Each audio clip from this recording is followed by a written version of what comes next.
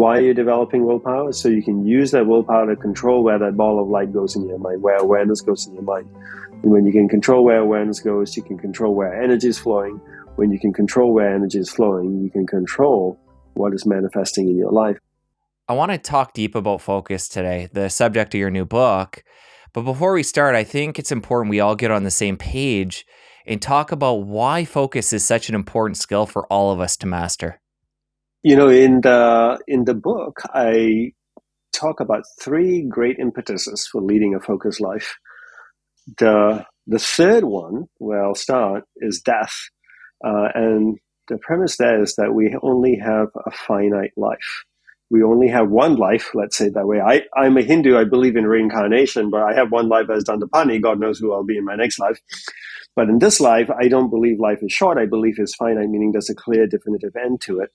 So if I only have a finite amount of time on this planet, the question to ask then is, how do I want to live during this time? If I want to live an amazing life, then I need to be clear of my purpose, my priorities, and have the ability to focus on them.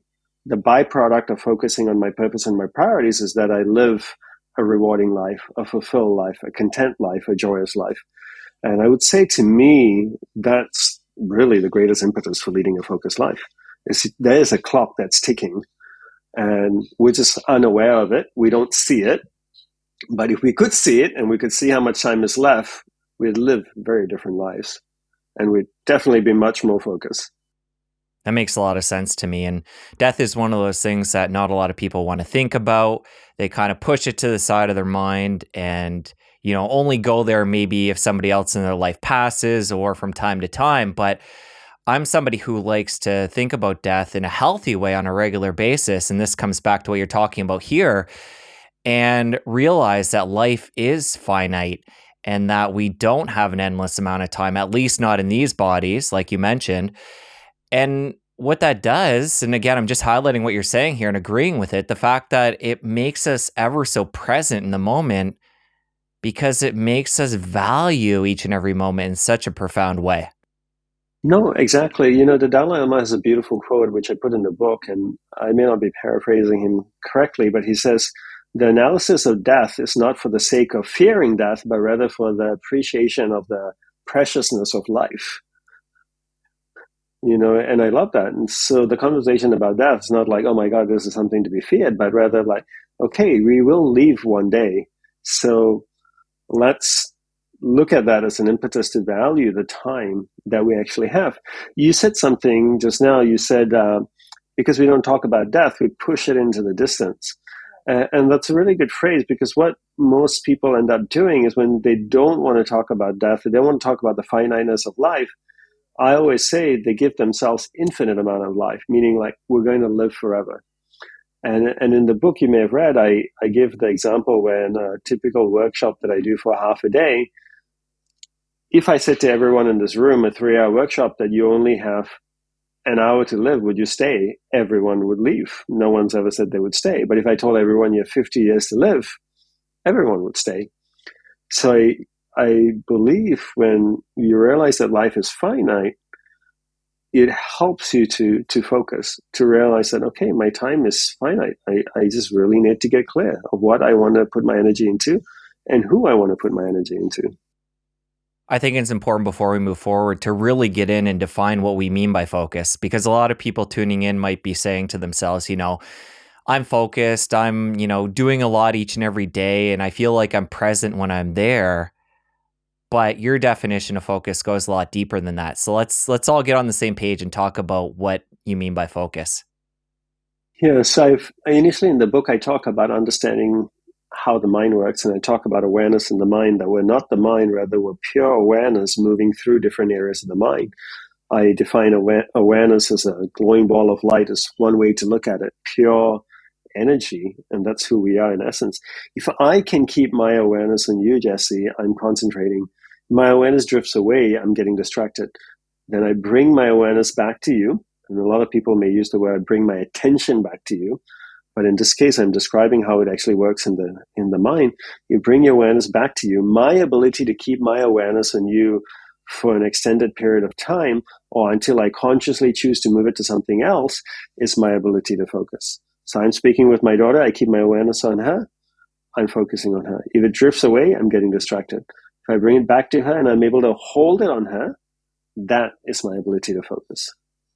To make sure everybody's on the same page here, understanding, you went over it there and explained, and that makes sense to me as somebody who read the book. But let's get into some of the nuances here of the mind. And I'll just quickly highlight what you just said there and just kind of say it my own different way. The mind is not who you are. It's something that's stationary, and you can look at it, and you give this analogy in the book of being different rooms of a building, and then your awareness, this glowing ball of light who is the essence of who we are, that is like what we can put in different areas of that building or different rooms. And then we are putting our awareness on that, whether that's being controlled by the outside environment or us. I'll let you take that and explain it in further detail, but I just want to make sure we highlight the two aspects there. The mind being something that isn't us, and we're this awareness that can go within the mind in different areas. You read the book well. So I would define the mind as a vast space with many different areas within it. One area of the mind being anger, jealousy, food, sex, technology, photography. There's so many different areas of the mind.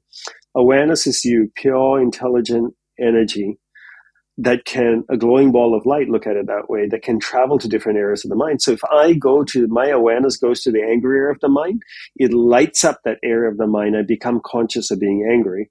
Now, if my awareness moves from the angry area of the mind to the happy area of the mind, it lights up the happy area of the mind. I become conscious of being happy.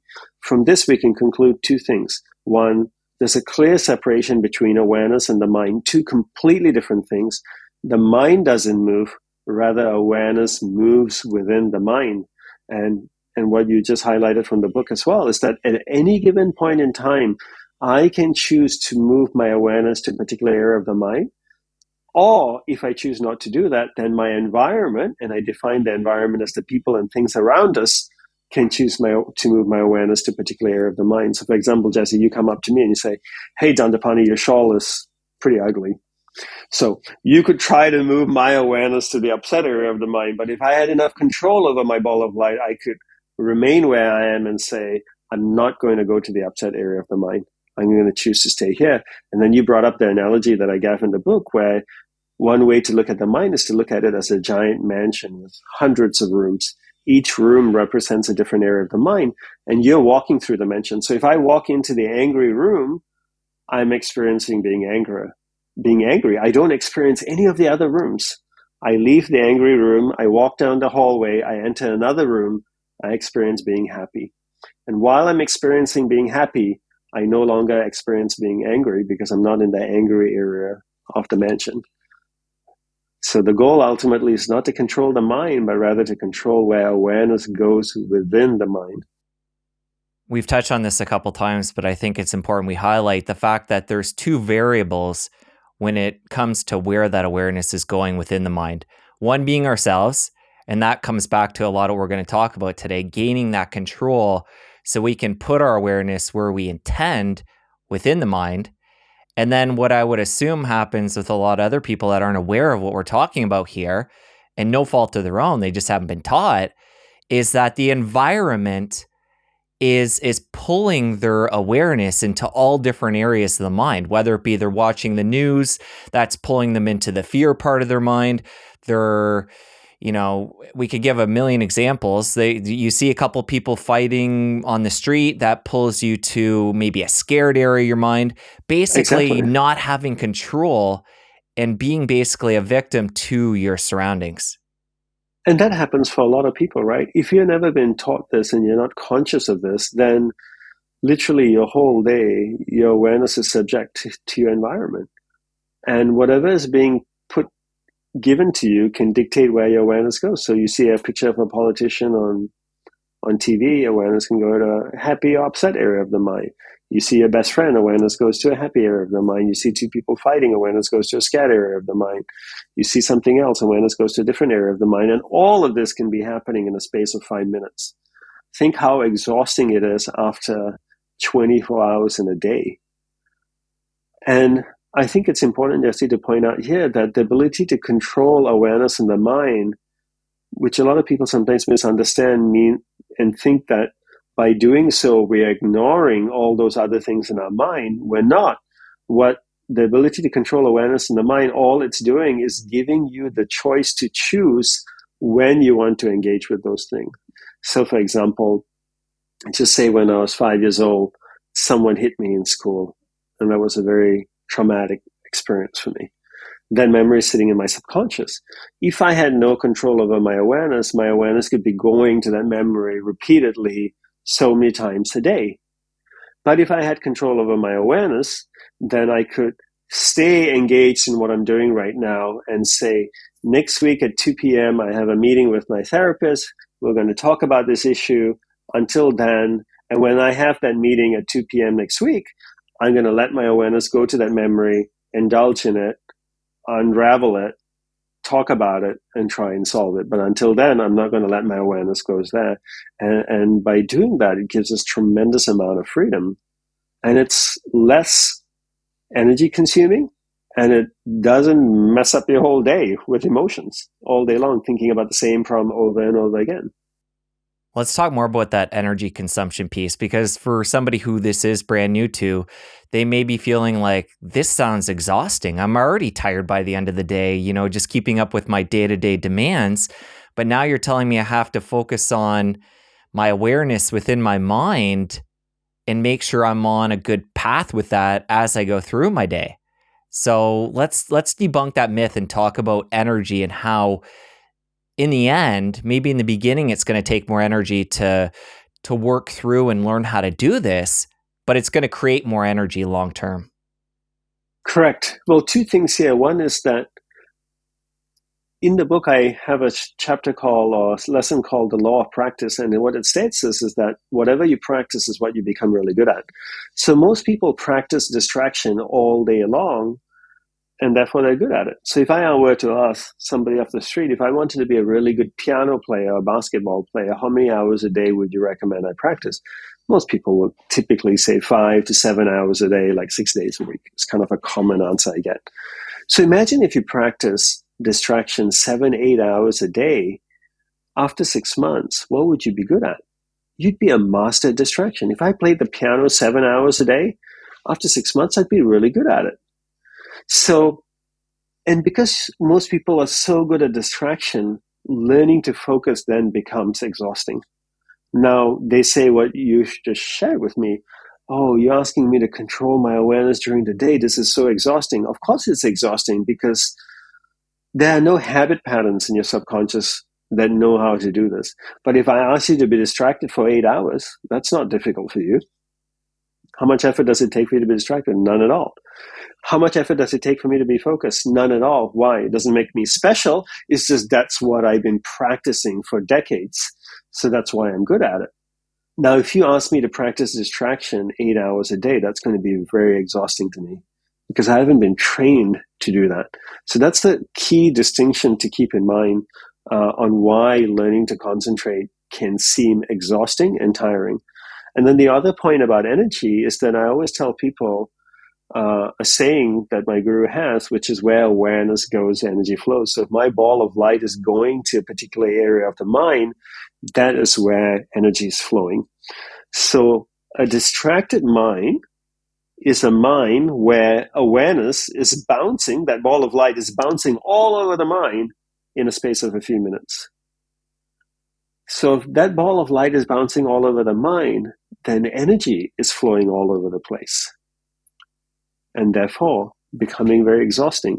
So take this, and I gave an example of, imagine a car as awareness, and the gas that you put in the car as energy. So if I started my car and ran it idle in my garage or in my driveway for 2 hours, I wouldn't consume a lot of gas. But if I took my car and I just drove all around the city nonstop like a taxi driver, I would consume a lot of gas. So when awareness bounces all around the mind, it's consuming a lot of energy. But if you can keep awareness on one thing at a time, it actually does not consume energy. It sounds difficult only because you haven't practiced it. And that's the only reason why it's difficult. Let's take this energy piece a little bit further. So we know awareness can go to different areas of the mind, and energy is going to go along with that.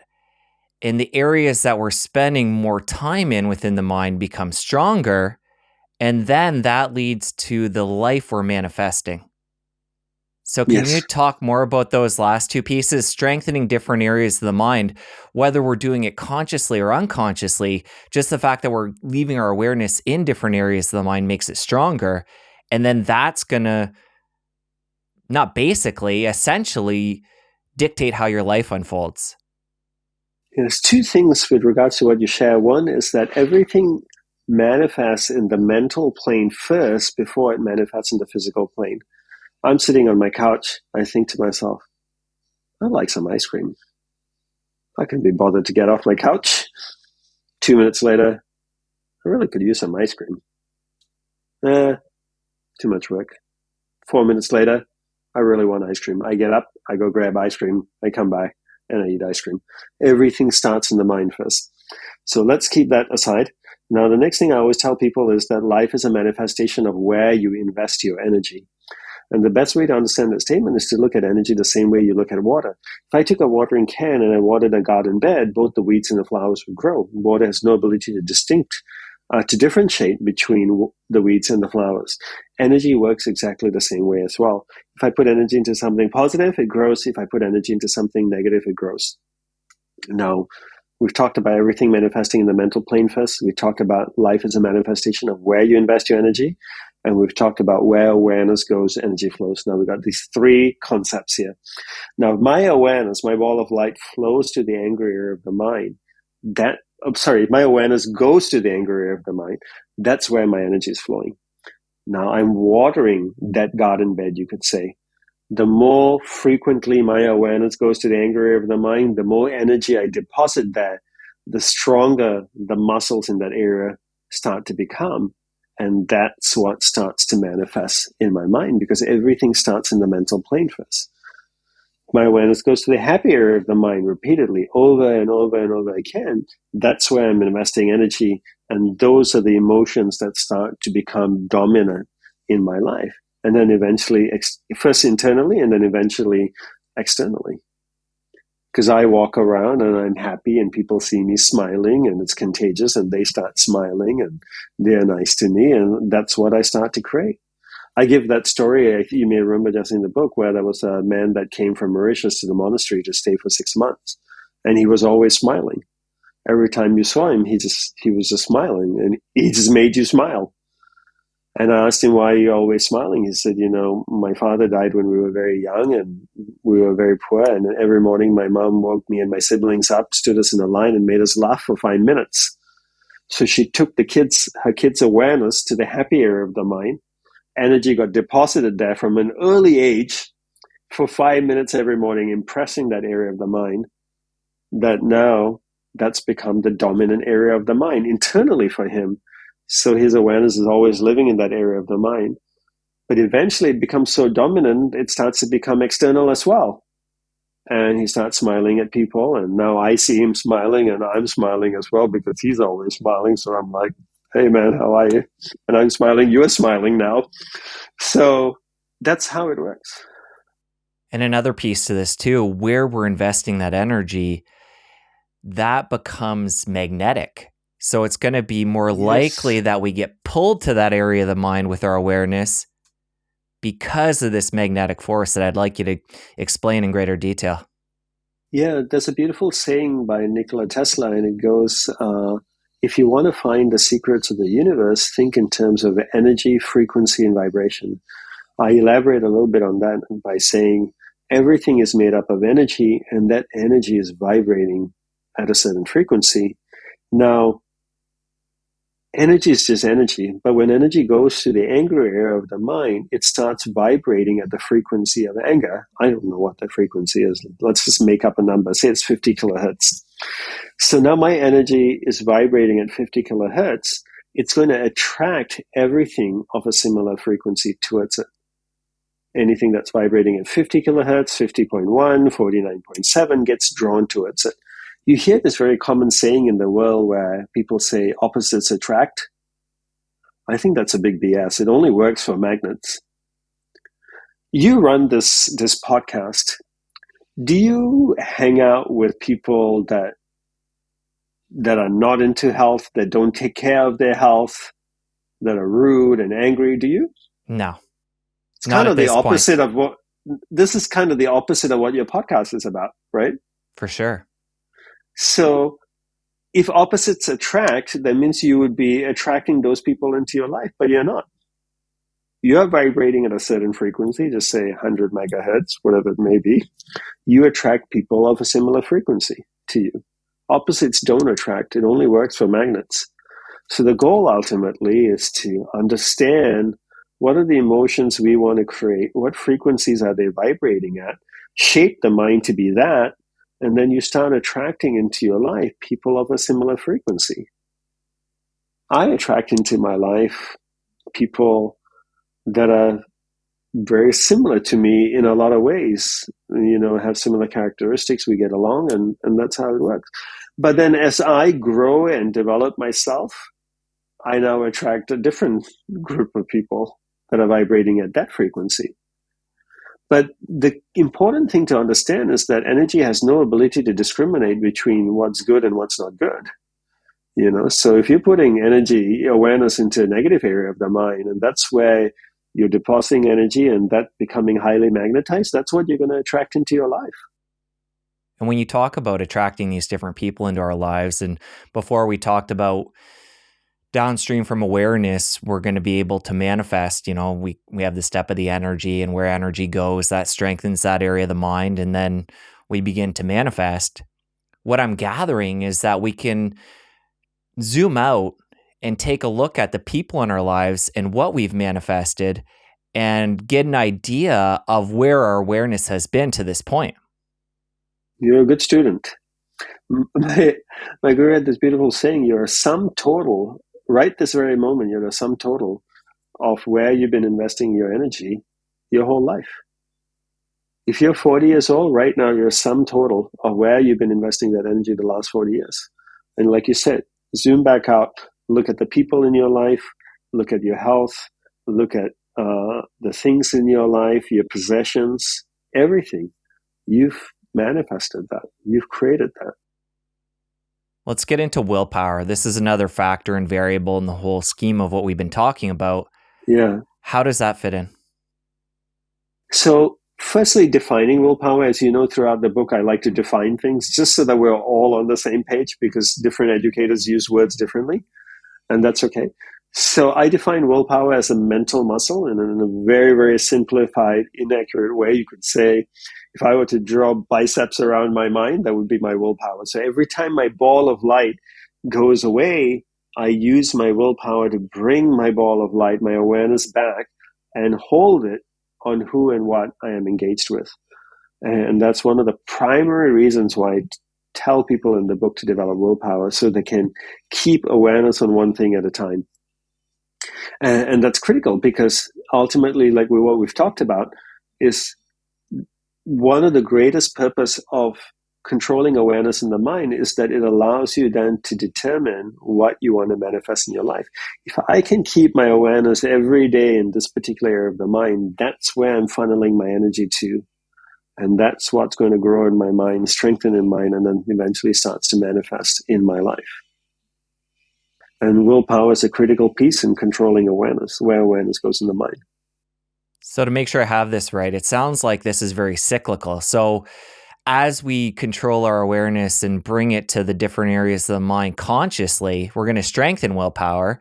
And then as we strengthen willpower, we're going to be able to control our awareness better. Every time you use willpower, it strengthens willpower, which then creates a pattern in the mind of doing so. And that pattern eventually has a life of its own and starts to drive your life in that direction. The same way that all the patterns we have in our life that we've created over the last decades dictate how we take our shoes off, how we brush our teeth, how we talk, how we walk. So a lot of those patterns weren't created consciously. But by consciously developing willpower every day, we're creating consciously new patterns that then will help us drive us in our life to develop willpower throughout the day. Finish what you start is one way to develop willpower, I say in the book. Well, I really like this piece. Let's go deeper into that, because you give this example in the book of starting your nighttime routine and sleeping through the night. And then in the morning, the importance of making your bed and closing that loop.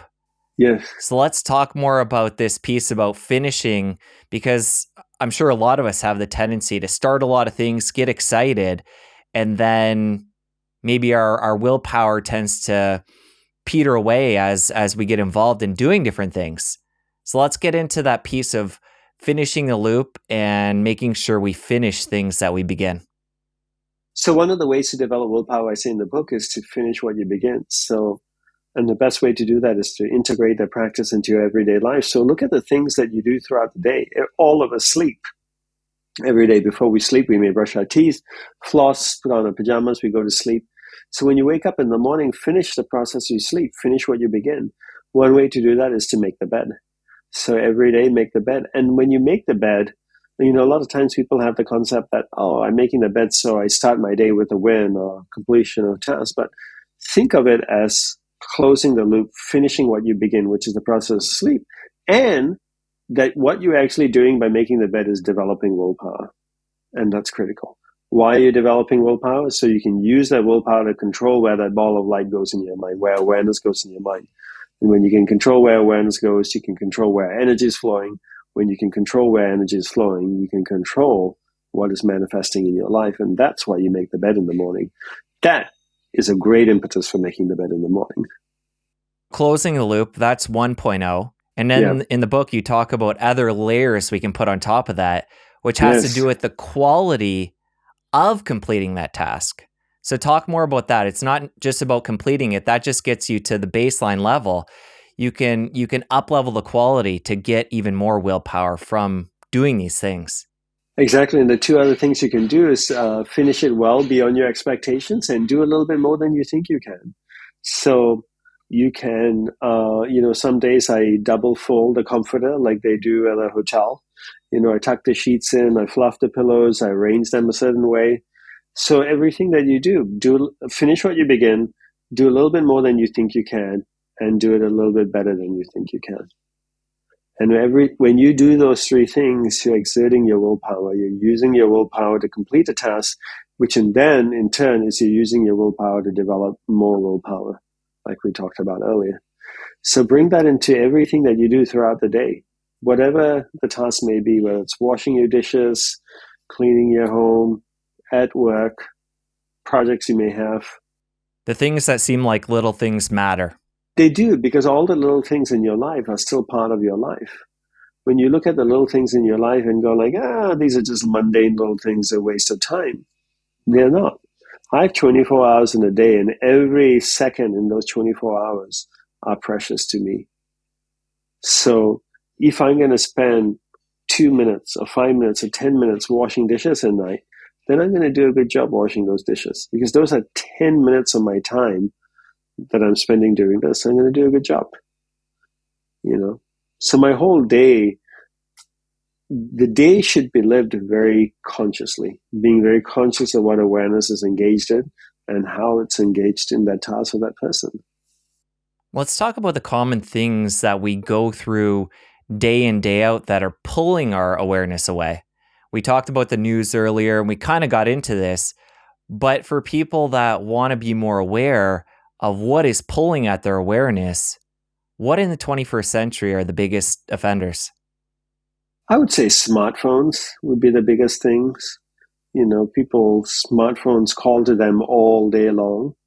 And a lot of people say to me that technology is ruining our life, or smartphones are ruining our life, and they're the source of distraction. And, my argument in the book is that the smartphones are amazing things. It's just our inability to exercise discipline around the use of it is what's ruining our life. We pick it up 40 times a day, 40 times an hour, not 40 times a day, looking at that thing, scrolling through that thing. We don't have to. But unless you are conscious that your awareness is being pulled to something else, you won't even realize that's happening. And then you just repeatedly do it throughout the day. I want to take some time and really get into your story because it's a really unique one and a really powerful story. And it actually goes all the way back to being 4 or 5 years old. And at that time, you realized you wanted to become a monk, which is just profound because you're so young at the time. Most people are probably thinking about toys and holidays and friends and stuff like that. What do you think it was that was different about you that got you thinking about this at such a young age? I met my first Hindu monk. He had come to our home, and I remember very distinctly my mom inviting him in the house, giving him some food and water to drink as customary in our tradition. And he was dressed very similar to me. He had orange robes to show that he was a lifetime renunciate, a lifetime monk. He had beads and the ash on his forehead and everything. But when I saw him, I said, "That's me. That's what I want to do." And I would say that knowledge came, for me, at least in my belief, from a past life. I must have been a monk and priest in previous lives, and that's why it was so easy for me to identify a monk in this life and get aligned with this path again. It wasn't difficult for me to do this. I could just easily embrace it, and just because I'd done all the work in previous lives. But it wasn't until I got a little older that I realized that it wasn't about being a monk. It was enlightenment that I was seeking, and the monastic path was the most efficient way to get there. I feel like enlightenment is a word that is often tossed around, It is. so easily within spiritual circles. When you say enlightenment, what do you mean by that? No, I'm glad you brought it up. So I technically mean self-realization. And what do I mean by self-realization? Well, there's so many different philosophies in the world. In the philosophy that I just subscribe to, in the Hindu philosophy, self-realization is, in a very, very simplified way, we believe that divinity is in all things, in you, me, the trees, the stones, everywhere. It's pure intelligent energy in everything. Through deep meditation, if I can go within me, I can experience that divinity inside of me and realize that I am divinity, and divinity is in everything. I would say that's one of the aspects to its self-realization. Ultimately, in our philosophy, the self, which is another name to describe God, could be defined as being timeless, formless, and spaceless, beyond time, beyond form, and beyond space. How do we go in within us through the meditation and experience that we are that? We are that self. We are that divinity. When it comes to enlightenment, is it the type of thing that you're working towards and then eventually at the snap of the fingers, it just comes to you and then you have it for the rest of your life? Or how does that come on? Yeah, great question. Yeah, a lot of people think it's a light switch. It's binary, that you go inside and you work towards it, and then you have an experience of it, and then that's it. A switch flips and you're enlightened. It doesn't work that way. It You could say there are fringes of it. A teenage boy might fall in love, sees a beautiful girl, a 14-year-old girl, and go like, "I'm in love with her." And he thinks that's love. And he's singing all day. He's thinking about her all day. And he thinks he's in love. Can we say he's not in love? No. It's a form of love, but I would say it's the fringes of love. You get married, you fall in love with a spouse, you live with a spouse year after year, decade after decade, that love becomes even deeper. You have a child. Now you experience a deeper form of love, of service, of giving, caring, waking up in the middle of the night, rocking this baby to sleep for hours and end while they cried. That's a lot of love. So enlightenment is kind of similar. You can come to the fringes of it and experience pieces of it and go like, "Oh, wow, this is so profound." Some people stop there, turn around, go back and tell the whole world they're enlightened. you know. Others go inside all the way to the very core, experience self-realization, come back out and say, one experience is not enough. I need to go back in, experience the self again, divinity inside of me, over and over again, till it permeates my entire body. This is a very bad analogy I'm going to give, but it'll make sense to people. How do I get alcohol in my system? I have to drink alcohol. So if I drink a whole bottle of wine, I might have alcohol in my system. I might smell of alcohol. But a few days later, it's going to get washed out of my body and I don't have alcohol in my body. How do I keep alcohol in my body? I drink every day. Every single day I drink and I get drunk. It starts to permeate every part of my body, my skin, my muscles, my liver, everything on me. I do that every single day, year after year, and I'm just like one walking alcohol, right? Enlightenment is no different. I go in, I experience divinity. It permeates just a little bit of me. The next day I go back, I experience it again. It permeates a little bit more. I do this over and over again, week after week, month after month, year after year. It permeates every part of my nervous system, my cells, my muscles, every part of me. The frequency of my energy now changes to match the frequency of the divinity I'm experiencing. Remember what Tesla said, think in terms of energy, frequency, and vibration. Right now, I am vibrating at the frequency of Dandapani, which is the sum total of all of where I've been investing my energy for the last decades of my life. Now, through my experience of going inside and experiencing divinity, I start to change that vibration of the frequency. But the only way to sustain it is that I need repeated experiences of it over and over and over again, so that the essence of my frequency now starts to change. It's not a temporary change, but it changes as a whole. It's like you go to a movie, you watch James Bond, and you come out, you feel like, I'm a spy. You know, you've taken on the vibration of James Bond just for like all of an hour. But in order to be a spy, you need to go through spy school, I suppose, for years, where your whole vibration starts to change, and then now you're a spy. Does that make sense, what I'm saying? That does. A couple of questions to follow up, though. Yeah. At what point along your journey did you feel like you mentioned being saturated with enlightenment? I'm curious, again, it seems like well, you've said it's not like a light switch. It happens over time and there's ebbs and flows. But what point along the journey did you realize you had reached that point? And what did that feel like? I've never gotten to the point of ultimate self-realization. I've gotten into the fringes somewhere and experienced those many times. And I'm still working my way to the last piece. Got it. And what are some of the tools you're doing, and how often are you using them to work at getting to that core or that end goal, and that have allowed you to get into those fringes? So that's a good question. Now, we need to take one step back, because I had somebody in London once ask me, at an event, and he said, he asked, Dandapani, I do a little meditation in the morning and I do a little breathing exercise, but I hear you talk about affirmations. Should I do affirmations every morning? And should I also incorporate journaling into my morning practice?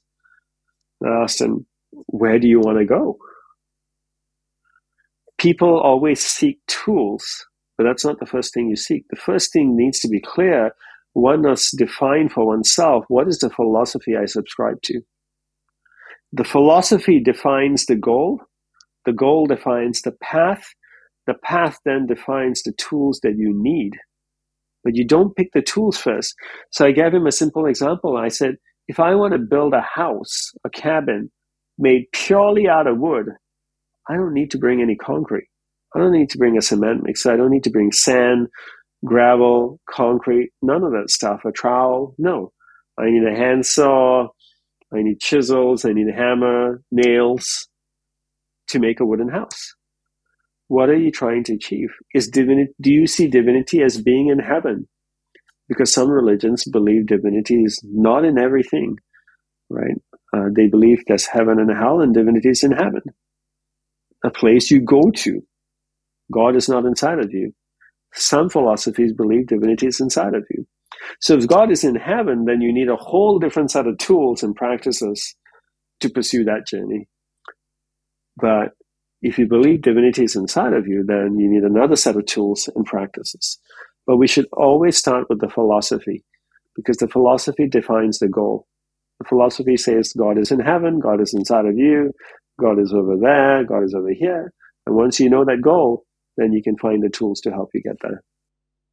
That makes a lot of sense. So we can't just generalize. But No, for the sake of our conversation, just to give people a little bit of crumbs to maybe get them started and get yes. them digging a little bit deeper to find out what that end goal is for them. For you, what does that look like? What are some of the things that you're doing specifically? And again, this isn't copy what you're doing, because we all Right. have our unique paths and unique goals. But out of interest, because you do live a different lifestyle than many, I'm personally really curious on what are the practices and tools that you're using to work towards that enlightenment. So for me, the philosophy I subscribe to says that God or divinity is in all things, including me. So part of my practice of experiencing divinity inside of me is meditation, is one of it. Plus, in Hinduism, the culture of rituals and external worship is really important. So in the philosophy I subscribe, there's two parts. There's an internal life and an external life. We both have that. We all have this. We all have an internal life of things we think and live inside that only we know about. And then we have an external life. The goal is to try and match your internal and external life to be of the same frequency. So we have rituals that we do to help us with our external lives, chanting, yoga, asana practice, things like that help us balance our external life. And then we have tools and practices for our internal life. Breath control, meditation would be one. But the external life is as critical as the internal life, because unless you have an external life that is set up really well, you can't pursue an internal journey. Most people aren't successful at meditation, not because they're bad at meditation, it's because they don't have a lifestyle that supports a meditative practice. You need a lifestyle that supports a meditative practice.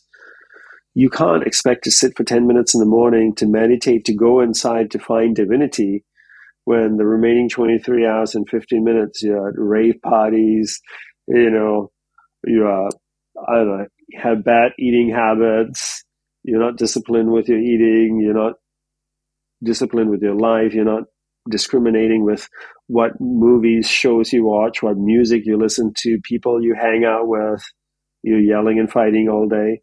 That lifestyle doesn't support an inner life. It's so critical to set up the external life first before pursuing an internal life. Which reminds me of something I've heard you talk about back when you were in the monastery, where you guys would meditate for around an hour a day or an hour and a half. Yeah. And the rest of the day was built, which is exactly what you're talking about here, was built on creating the best experience when you went into that meditation. Exactly. It was a preparation. We meditated an hour a day as a group. Obviously, monks did more on their own, but as a group, we meditated every day, 6 to 7 in the morning, and just an hour. And the whole day was a preparation for that meditation. The whole day was developing concentration.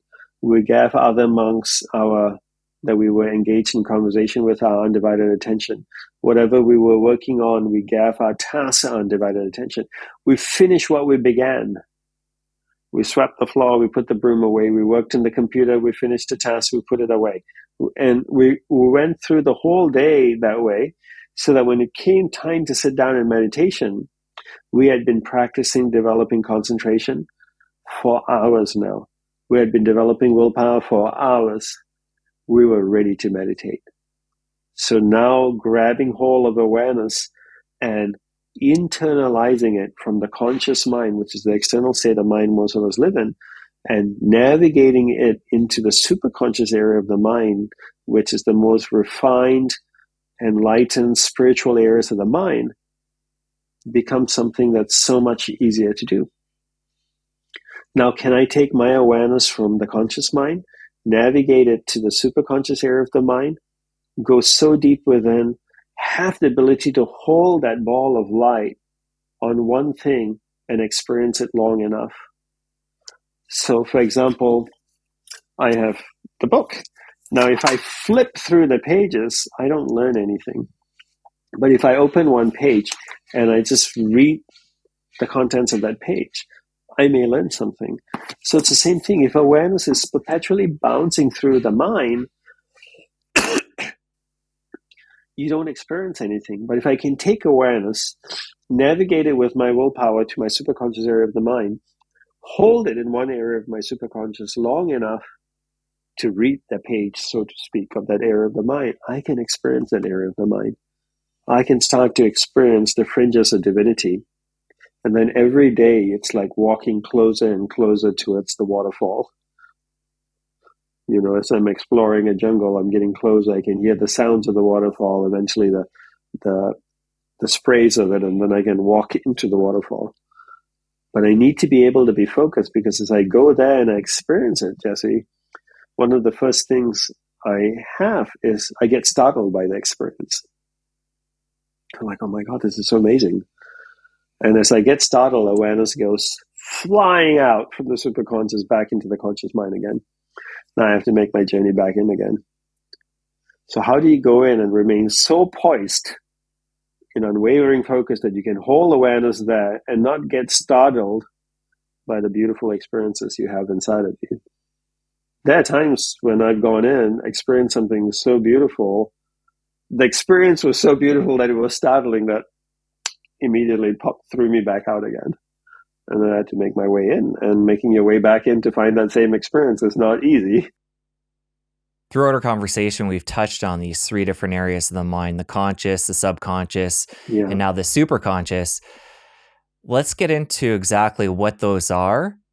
And you talked about the superconscious there a bit, but let's get practical and talk about how people can go about, entering these different types of consciousness and what they do with all of this.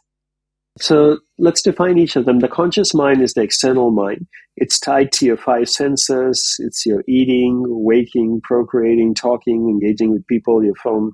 That's the conscious mind. It's the instinctive mind, the animal nature of your mind. The subconscious is your hard drive. It stores all information, habit patterns, experiences from the past that you have.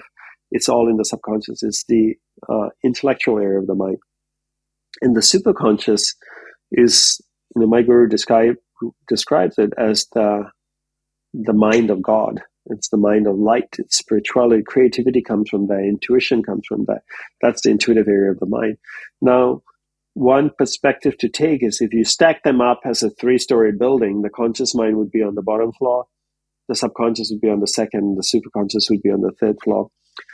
For intuition to come from the superconscious area of the mind to the conscious mind so that you can cognize it or recognize it, it needs to go through the second floor. And the second, right? So you want to go from the third floor to the first floor, you need to get through the second floor. And the second floor, the subconscious, for most people, the subconscious is just really cluttered with stuff. We live in a world today where a favorite pastime is consuming information. Going on social media, consuming things, watching endless YouTube videos, reels, learning. And all that information is being put into the subconscious in an unorganized way, right? Which then creates confusion. And that's why so many people are really confused and have no idea what they want to do with their life. So imagine this. I'm living in Costa Rica. We're building a spiritual sanctuary. And one of the things we want to have is a library. A lot, mainly to do with plants and books and designs and gardens and things. So over the years, I've been buying books on Amazon, a lot of secondhand books from libraries and things like that. Imagine if every day I bought a book and I put it in the library, but I didn't catalog it. I didn't mark it. There was no structure. After 5 years, what would my library look like? A mess. A mess. I wouldn't be able to find anything.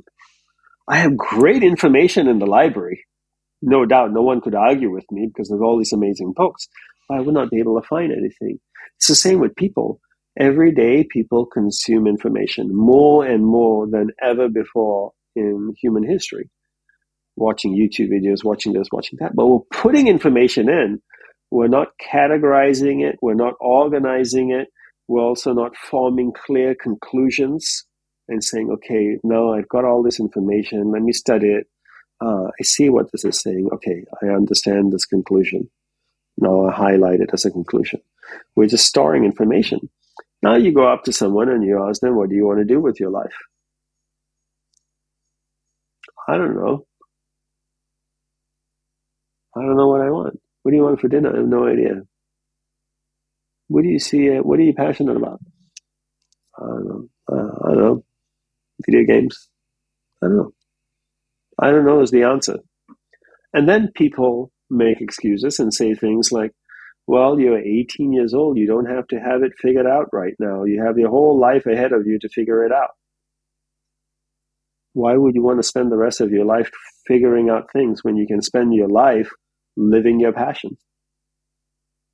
I give the simple story of like, if a girl wanted to buy a beautiful dress so she could wear it, would it be better for her to spend a year looking for that dress, then buy it and wear it, or spend 2 days looking for that perfect dress, up to 2 days find it, buy it, and then spend the rest of the year wearing that dress?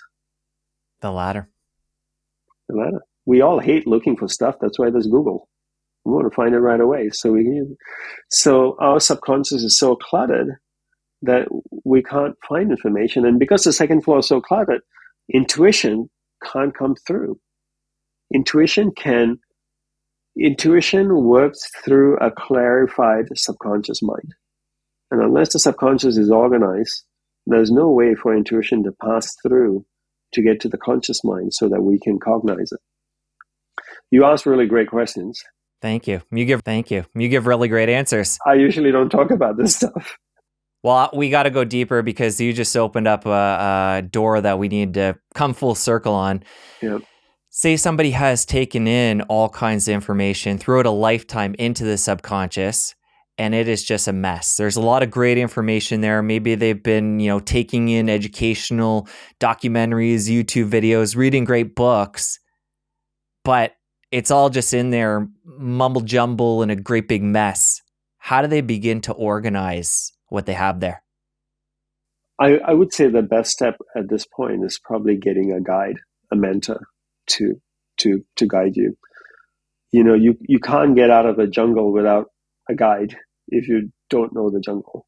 A guide, you can walk in 100 different directions and hopefully you'll get out of that. But if you have an experienced person, they can guide you. I remember once taking a group on a retreat to the Himalayas, and we were hiking in the Annapurna range. And at some point, there was maybe about 10 of us in the group, along with a couple of Sherpas. At some point, we started to spread out quite thin. We went around a corner, and I couldn't see anyone ahead or behind me, but I knew they were all on this path. And the path had like a fork, and I took the one to the left.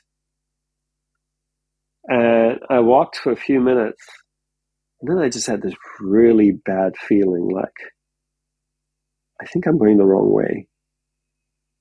And then I doubled back and I saw in the distance my group walking that direction, and I went back. So yes, I could have just kept walking and be lost in the jungle, but it would be easier to have a Sherpa to guide me through this.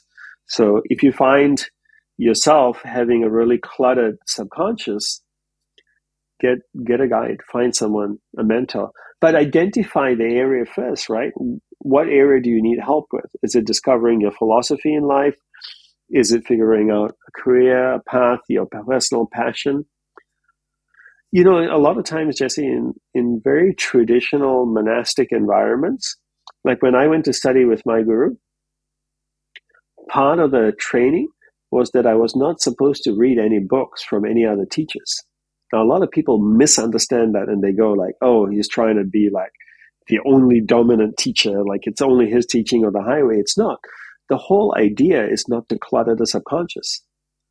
Now, if I read 100 philosophy books from 100 different authors and teachers, I'm going to clutter my subconscious. My guru only allowed me to read his teachings so that he can ensure that the information that's being put in my subconscious could be organized, could be structured in the right way. He's not saying the other teacher's teaching is wrong. He just doesn't understand how the other teacher is teaching. So now if I start consuming the other teacher's information, now it's going to be very hard for him to help me to organize my subconscious. But because I only had my teacher's teaching, as I consumed information, I could process it, I could understand. If I didn't understand something, I could ask him for clarification. He could help me organize everything. And I go like, okay, it's very clear. I have a library of information. I know where everything is in the library. And if I need to find out something, I know exactly where to go and pull it out. And even till today, I'm very, very particular about what I consume, what I read, what shows I watch, who I listen to, what music I listen to, because I don't want to clutter the subconscious. I know the more stuff I put in that, I give the simple analogy. If I open a cupboard and I have 5 things in there, it's very easy for me to find what I'm looking for. If I open a cupboard and I have 2,000 things in there, it's going to be very hard to find what I'm looking for. The subconscious is no different. Well, that's one thing I really appreciate about your book and your teachings, where you're not all about gathering a great number of tools and trying to perfect them. With your book, when people read it, they'll find out it's about less, but going deep and really understanding these tools that are going to move the needle. And that's the critical thing, right? I mean, it's like you don't need a lot of tools. We're building right now our first building here in our project in Costa Rica, and I see all these construction workers. Some of them have just very, very few basic tools. And with that, they can build a house. They can build a rancho. They can build paths, concrete pathways. They don't need 5,000 tools. And the same with life. We don't need an endless amount of tools. But somehow people feel that if I'm learning, I'm growing and I'm making progress, but that's not correct. That's not true. You're just merely accumulating information. That's what's happening. Now, if you can use that information in a very timely way to create positive change in your life, that's when you're actually learning. So listening to someone doing a program, I wouldn't consider that learning. I would consider that gathering information. When have you learned? You've learned when you can apply that at the right time, at the right place to create positive outcomes. It's very different. Such a good point. You can keep on learning and feel very accomplished and that you've really invested your time in a good way, even from, tuning into what we're talking about today. But you need to apply that into practice to really make the changes in your life. Otherwise, you're just, in a lot of ways, just wasting your time. You are. I mean, I can read 100 books on diet, on eating this and eating lentils and vegetables and meat and this and that, and learn all about diet. But if I don't apply any of it, what good is it? I'm just walking around a storehouse of information. I chat to people at parties, at events, and sound very knowledgeable because I can quote this and quote that. And did you know that lentils have so many grams of protein in each lentil? Did you know that? And do you know that this and that? But I don't apply any of it in my life, and it's totally useless. And like you said, it's a waste of time and energy. So, but again, going back to discovering your philosophy first, defining your philosophy, have the philosophy define the goal, and then the goal will define what tools you need. But people don't reverse engineer the process. So what they do is they just end up buying the next book, buying the next course, going to the next retreat program. Because it sounds good. My friend's going, I should do Vipassana meditation. Why? Everybody and their dog's doing Vipassana meditation, so I need to go do that. I should go do a silent retreat.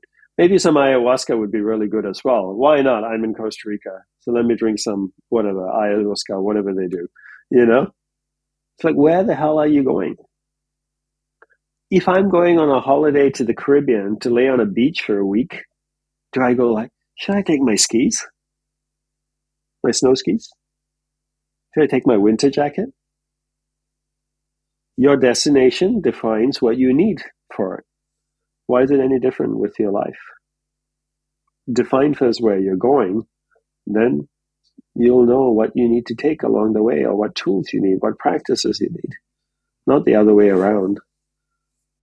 Let's come back to that piece where we talked about if the subconscious mind over a lifetime is feeling very cluttered, and I asked you how to go about defragging that or organizing that. Yes. And you mentioned finding a teacher is often a good way to do that. But there are so many people out there these days with the internet, different coaches and teachers and Yeah. gurus. And I'm sure there's a lot of good ones, but I'm sure there's an equal amount of ones that, Dodgy. might not be in it for the right reasons. So how does somebody go? You obviously, and it's so apparent talking to you and reading your book, Guru Deva, your guru, just had such a profound experience on you, and you found somebody that you connected with in such a deep way, and your life has never been the same. But how does somebody go about finding somebody to help them navigate what we're talking about, the subconscious and just life in general? I would say a couple of things. I remember asking my guru that very same question within a few months of joining the monastery. I was traveling with him, and we went to an event, and there was another guru there who I had known about, only read about. And that night, we were staying in a hotel. I asked my guru the same question. I said, how do you know if a guru is like a good one or a dodgy one? And he said, look at the people that immediately surround him. The first ring of people that are around that person. Are these people that you want to be with? Are they people that are uplifting? Are they people that are wise? When you meet them, do they go like, oh, you must meet my guru. He's so enlightened. He's going to change your life. Or do they say like, tell me a little bit more about you and why you're here and what you're looking for? Are they more cautious about who you are? Or are they trying to sell you the Kool-Aid that their guru has? All those things will tell you a lot about the guru. Second, I would say that your teacher, whoever they may be, whether it's in spirituality or any other area, should be able to clearly articulate the goal, the path to it, and define the steps on that path to get to that goal. And if they can't do all of that, I would just swipe left and move on. Got it. That's some good info. Yeah, because, you go to engineering school, they tell you to define what is it you want to create, what's the path to get there, and they define all the steps.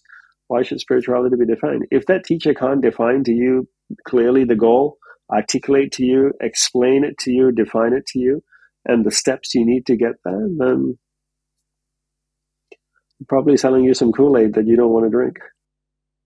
You mentioned engineering school there, and I want to come back to your story. I know we have limited time left, but I want to come back to the point where you're a kid and you realize you want to become a monk. Yeah. How did your parents react to that? I don't think I told them till I was more in my teenage life. I think they saw that I was very spiritually inclined. I would accompany my mom to the Hindu temple very regularly.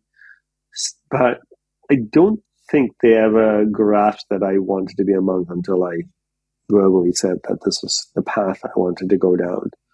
Or if they thought it, they probably didn't want to embrace it because they go like, holy crap, I don't want my son to go live in a monastery. I think it's hard for every parent, right? Because you'll no longer have any communication with your son anymore, and that's not easy. Well, I want to talk more about that piece because that's got to be, unbelievably hard to leave everything you've ever known, including connection with your family, your friends, your possessions. Let's talk about, day one arriving for you. It was you were in Hawaii on the island of Kauai. Yeah. But let's talk about the beginning of that journey, what you had to give up and how that made you feel.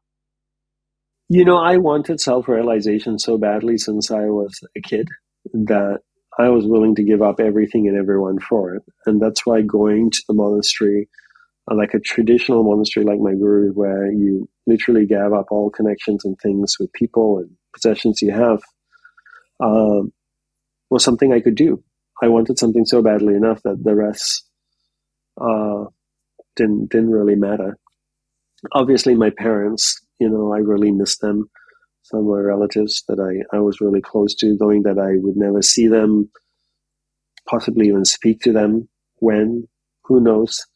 Uh, that was very difficult. I would say the possessions part, not so much, but the things that would start to creep up after a little while again were habit patterns, right? Things that I grew up in a Asian household. My parents are Sri Lankans, and mom always had food in the fridge and the cupboard. She fed me like 3 meals or maybe 5 meals a day. There's always food. So you go to monastery, you only have 3 meals a day. You don't snack in between at all. You know, my mom always had chocolate or ice cream in the fridge for us, me and my brothers, snack. All of a sudden you're going there and you go like, I like some chocolate. And then you go, oh, I may never eat chocolate again.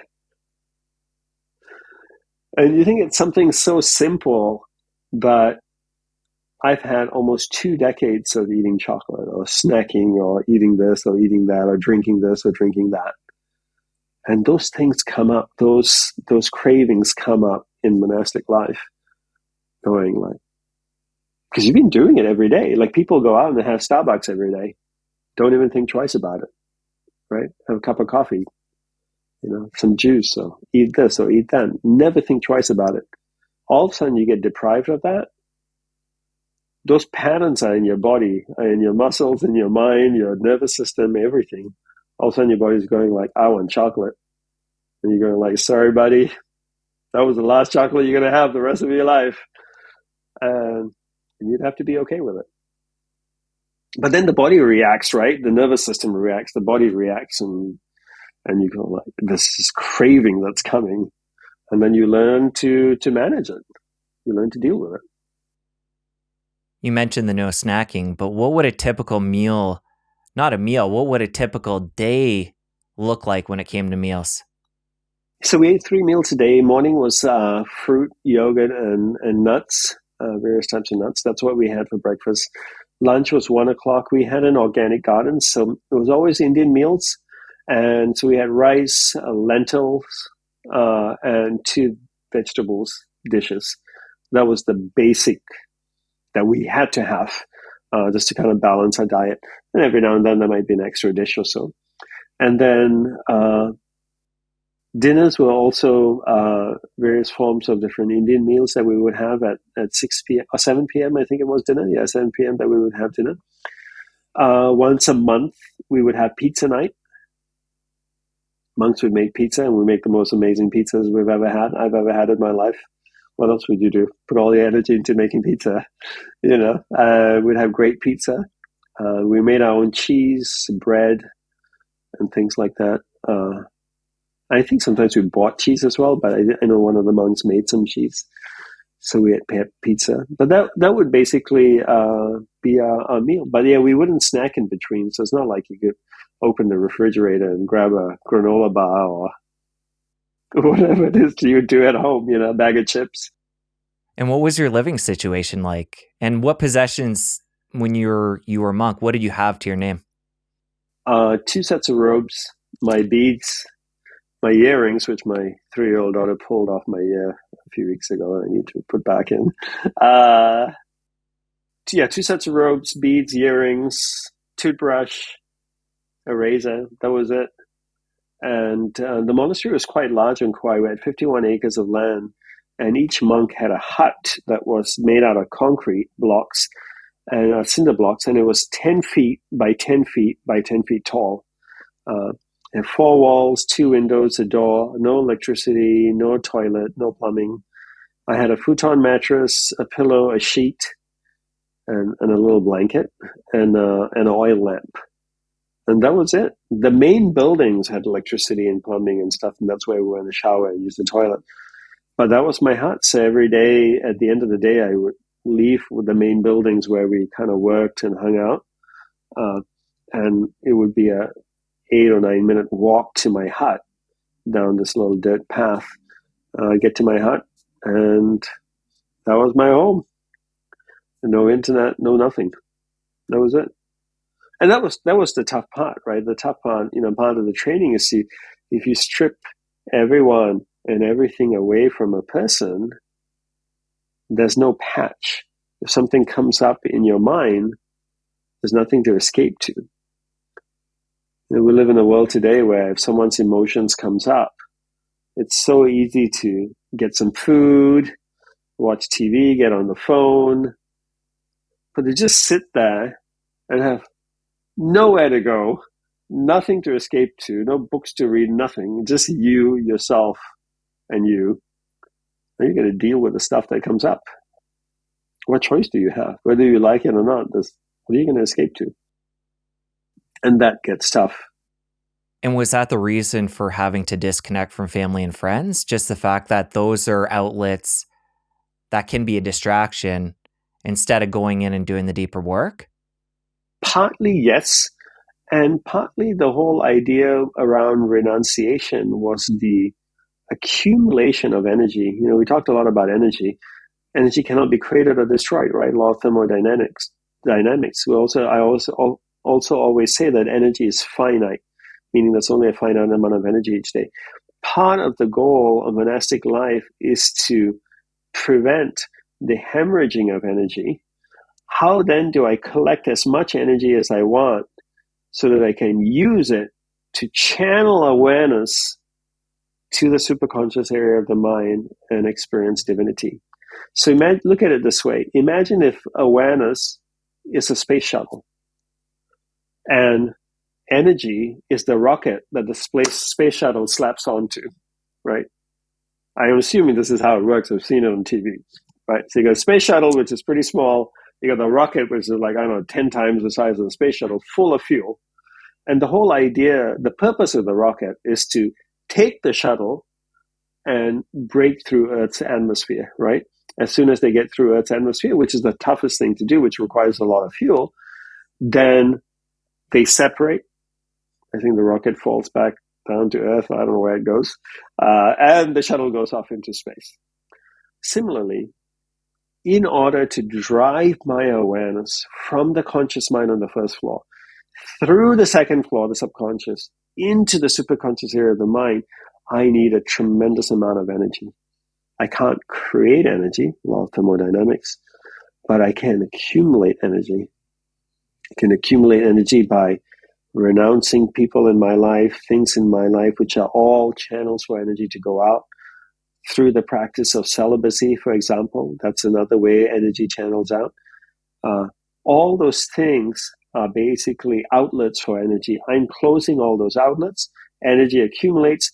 I use all that energy that I'm accumulating, slap it onto my space shuttle, which is my awareness, and I channel it up my spine into my head, into my superconscious area of the mind to experience divinity. So a lot of times people think that not having possessions, not having people in your life, it's because possessions are bad and this and that. It's not. It's all about the accumulation of energy and the harnessing and channeling of that energy. Given the reason there, the energy, for somebody who isn't going to take such a drastic step and become a monk and disconnect from the people in their life and their possessions, at least not to this extent, yeah, what could they take from your experience and hearing your story to help keep more of that energy and use it in a more useful way rather than letting it just disperse? Simplify your life. A lot of people, you hear the common saying, it's like, we're going too fast now. We just need to slow down. We're not going faster. We're just doing a lot more things. We don't need to slow down. We need to simplify. So if you look at everyone in your life and everything in your life as an outlet for your energy, obviously people and things also give you energy, but look at it as an outlet. The less outlets you have, the less energy you hemorrhage. So for me, I'm always very working at being very conscious of how many people am I having in my life actively at any given point in time. People talk about networking and meeting people. Oh, I got to introduce you to so and so. You got to meet so and so. And I'm like, please don't. If I have 100% of energy, just like I would in my cell phone, for example, 100% of energy each day, and I have 100 people in my life, in a very simplified math, everyone gets 1% of energy. The following year, I network, I socialize, I make friends, I connect. I have 1,000 people in my life now, but still 100% of energy, because there's no way I get more and more energy every day. That doesn't happen in my life. So now I have to take that 100% of energy and I need to distribute it across 1,000 people as opposed to 100 people. Now everyone's getting 0.1% of energy. What is growing? Nothing. At the very beginning of this podcast, we talked about life as a manifestation of where we invest our energy. We talked about garden beds and watering those garden beds. If I have one watering can and one garden bed, I can water that garden bed and make sure everything in garden bed grows. I had 1,000 more garden beds, but still one watering can. What's going to grow? Nothing. So if you keep the number of people, the number of things in your life less, you can take the energy that you have and proportionally distribute them, invest them across those things in the right proportion, so all of those relationships and those things grow. But as soon as you start adding more people and more things, each one is getting less energy and nothing is really growing. That makes sense. And as we talk about energy, it gets me thinking of when you left the monastery, your journey after that, you went to California for a bit and then you settled in New York City. Yes. So let's talk about that dynamic shift of going from life as a monk to being in New York City. And from an energy perspective, talk about how dramatic that shift was. Oh, I love the energy of New York City. And when I lived there for 11 years, one common thing I heard people say, not so much in New Yorkers, but people who came to visit, was that New York was so exhausting. Oh my God, they walk around for half a day and they're like, I'm so exhausted. And part of the reason is there's a lot happening in the city. There are lights, there are sirens, there's people yelling and talking, and there's a million things happening. Now, if each of those things that are happening call your awareness to them, I see the lights of Times Square, my awareness goes there. Then I see the next screen, my awareness goes there. Then I see someone yelling, my awareness goes there. Then I see the policeman shouting at somebody, my awareness goes there. Then I see the taxi honking at something, my awareness goes there. My energy is going all over the place, which means I'm starting to get exhausted. And that's why the city is so exhausting. But when I walk through the city, I keep my awareness with me. I can observe from here all these things that are happening around me, but I'm not letting my awareness engage with each one of them. And because I'm not letting my awareness engage with each one of them, my energy is not flowing. So I can walk through the city for 3 hours and not feel exhausted after that, because I keep my awareness with me. And because I'm keeping my awareness with me, I'm keeping my energy with me. Whereas, I walk through an old Italian town with nothing happening, I don't feel exhausted because my awareness is not bouncing all over the place going like, look at that thing happening, look at this thing happening. Whereas the city does not. You walk through the city and you're like, oh my God, look at all these things that are going on. And there's awareness bounce everywhere, energy flows everywhere, and then you have less energy. So if you hold your awareness with you as you walk through the city, then you hold your energy with you and you don't dissipate it. At the end of the day, Jesse, it comes down to even though the book is about awareness in the mind and learning to focus, ultimately, since you brought up spirituality so much, ultimately, the goal is to experience the essence of energy inside all of us. And it is the study of energy is what we want. And awareness is pure energy. Awareness and energy are exactly the same thing. If you can take awareness, go within and experience that energy inside of you, that is the greatest thing you can ever experience in life. It is the most beautiful thing. Energy cannot be created or destroyed. Everything in the world, everything in the universe changes. that energy is at the essence of everything. Even though it can change in its vibration, in its essence, it's that pure energy. And that's the most beautiful thing you can experience in life. Dandapani, this is a beautiful place for us to wrap up. This was just such a beautiful conversation. We touched on and went deep into so many different areas. The book's amazing. I really appreciate your teachings and the work you're doing. We're going to link up the book. We're going to link up your social media, your website, everything in the show notes. And I just want to thank you for your time. It's an honor to speak with you. Thank you, Jesse, and thank you for all the amazing questions. This was really, really great. I thoroughly enjoyed it. Me too. Thank you. Thank you. Now that you're done my conversation with Dandapani, you're going to want to stick around here and catch my chat with Dr. Stephen Hayes, where you're going to learn how to end your mental suffering. I'll see you over there. If you're living inside a cage that's made out of rice paper, and I know that it looks real, the bars look real, they're not real.